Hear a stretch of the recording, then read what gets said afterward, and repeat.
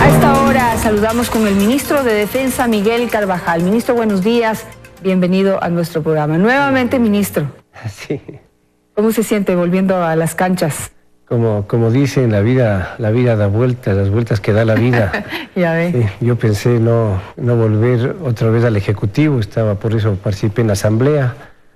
Pero es así, ¿no? Así, cuando uno empuja un proyecto político, tiene que estar dispuesto a estar donde se lo pida. Bueno, Lenín Moreno ha manifestado, el presidente Lenín Moreno, que iba a dar algunas señales de cambio y algunas señales de que realmente han logrado de alguna manera quitarle un poco de peso y de tensión al ambiente. Entre esos, en la parte militar. Ha dicho dos cosas. Una, que los militares y policías se van a encargar de su seguridad y que el proyecto de crear una especie de, como lo han llamado algunos, guardia pretoriana, no se va a dar. ¿Qué nos puede decir sobre eso y cómo lo han recibido los militares?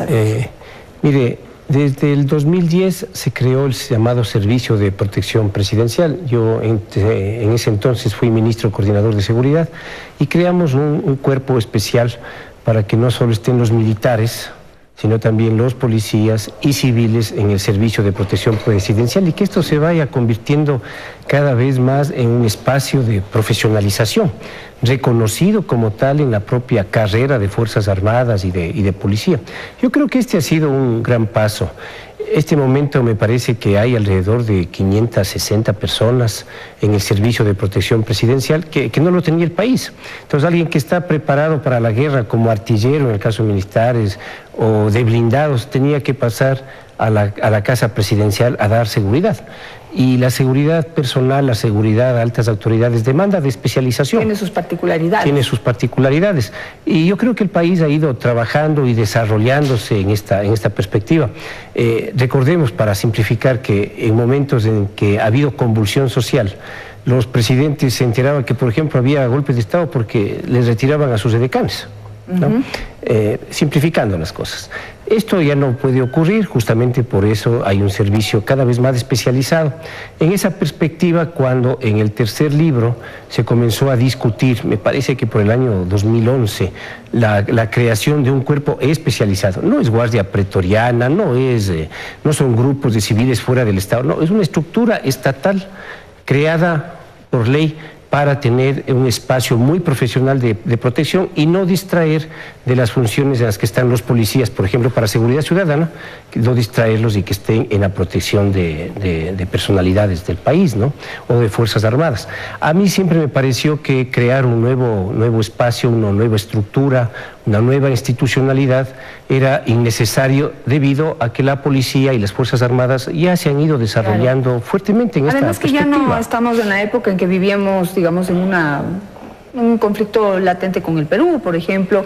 La parte en el norte todavía existen peligros por el tema de guerrilla paramilitares y narcotráfico. Creo que ahí es donde más se concentra el trabajo militar. Pero digamos, no estamos en una situación como la que teníamos antes, en donde había que, digamos, tener una fuerza militar más grande y todo. Yo creo que ahora, no sé si usted considera eso, que hay suficiente personal para hacer ambas cosas. Sí, yo creo que estamos ventajosamente en una región que cada vez ha ido consolidando un escenario de paz. Me refiero a los espacios de relación entre estados, ¿no? El Ecuador en estos últimos años no solamente ha consolidado niveles profesionales en Fuerzas Armadas, en policía, sino que hemos logrado avanzar a resolver algunos temas pendientes, como por ejemplo la delimitación de la frontera marítima con Perú, la precisión en la frontera marítima con Colombia, la delimitación de la frontera marítima con Costa Rica.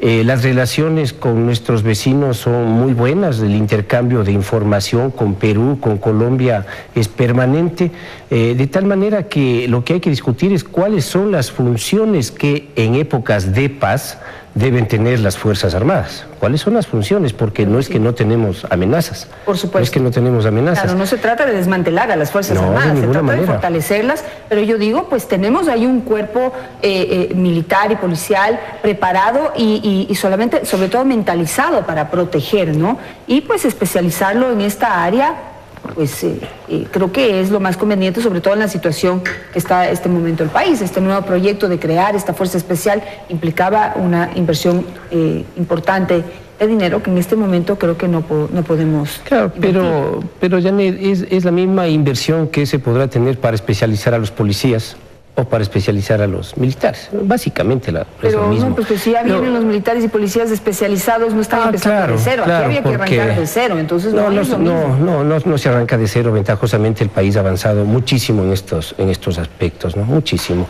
Y evidentemente por eso es que el presidente Lenín Moreno ha señalado con claridad que durante su gestión de gobierno su seguridad será la seguridad del Servicio de Protección Presidencial, que viene funcionando, y hay que trabajar, creo yo, en una valoración adecuada de cómo este proceso va evolucionando. En este momento, vuelvo y repito, el Servicio de Protección Presidencial está constituido por militares, por policías y por civiles.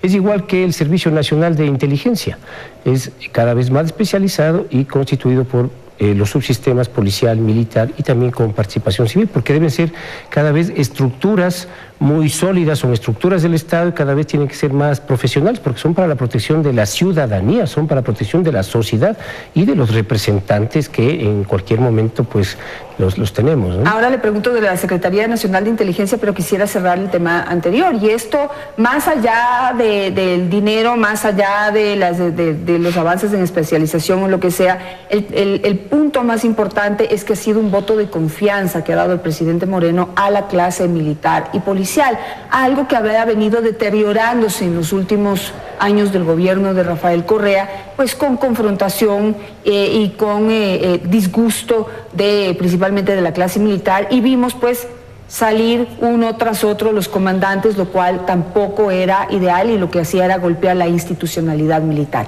¿Cómo se sienten ahora los militares? ¿Cómo está el ambiente? Usted que está en este momento en la cabeza. Bueno, los 10 años de Revolución Ciudadana han tenido distintos momentos. La continuidad, el respeto a los mandos fue muy cuidadosamente trabajado. En los últimos 3 años ciertamente ha habido inestabilidades por diversas razones, por declaraciones, por efectos de los cambios y las reacciones frente a algunos cambios que se consideraron en su momento necesarios. Yo he sido muy bien recibido, como siempre, en Fuerzas Armadas. En las Fuerzas Armadas son ventajosamente para el país, para nuestra sociedad. Es una estructura institucional muy profesional, muy capacitada, y como siempre al servicio de la democracia, al servicio de la lucha por la integridad del país, al servicio de la sociedad. Por eso digo, siempre hay que pensar cuáles son el tamaño y las capacidades de las Fuerzas Armadas en cada circunstancia. Si no tenemos problemas ventajosamente internacionales, nuestras Fuerzas Armadas siempre deberán estar de todas maneras dispuestas, capacitadas, preparadas para la defensa de la soberanía, para garantizar los derechos de la sociedad, en los términos de la democracia, evidentemente, para proteger los derechos.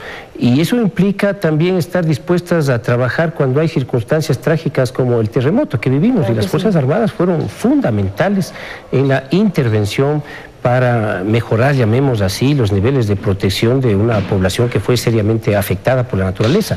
Han estado recientemente también interviniendo en los temas de inundaciones, y el país dispone de una estructura institucional que puede ayudar a la sociedad en diversas circunstancias. Y yo creo que eso es una ventaja enorme para el Ecuador. Mire, Janet, por ejemplo, en Colombia, concomitantemente a los procesos de distensión que todos saludamos y todos apoyamos, sin embargo, seguimos evidenciando, por ejemplo, un desarrollo de cultivos ilícitos en la frontera con Ecuador. En el Putumayo ha crecido, me parece que en el 51% en el año 2015-2016, y en Nariño, o sea, frente a Esmeraldas y Carchi, en cerca del 70% de los cultivos del narcotráfico.